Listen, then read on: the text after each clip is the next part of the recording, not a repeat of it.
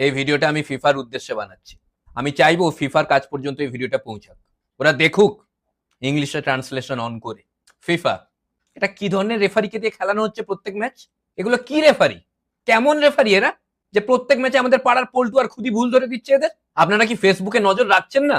আপনারা দেখতে পাচ্ছেন না প্রত্যেক ম্যাচের পরে এঞ্জেল প্রিয়ার ডাইনামিক রাহুল কিভাবে আপনাদের ভুল ধরে দিচ্ছে? আজকে যদি আপনারা ফেসবুকে একটু নজর রাখতেন, এই আমাদের বাংলা থেকে এক ঝাঁক প্রতিভাবান রেফারি উঠে আসতো। এরা কি কম অভিজ্ঞতা সম্পন্ন ব্যক্তিত্ব? এরা কি 1-1.5 মাস হলো খেলা দেখছে নাকি? 10 থেকে 15 দিন খেলা দেখছে, তাও আবার হাইলাইটস। এরা শুধু ফুটবল খেলার নিয়ম জানে তা নয়, কোন নিয়মগুলো আপনাদের ভুল আছে সেগুলোও বলে দিচ্ছে। আজকে ফুটবলের কত লাভ হতো যদি এরা একটু সুযোগ পেত। আর এদের প্রতিভা কি শুধু রেফারিতে সীমাবদ্ধ? এরা একাধারে রেফারি, একাধারে কোচ, একাধারে প্লেয়ার।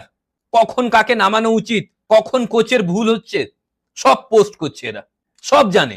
মেসি, রোনাল্ডো, এমবাপ্পে কি ভুল করছে সেটাও ধরে নিচ্ছে আমাদের পাড়ার লালটু।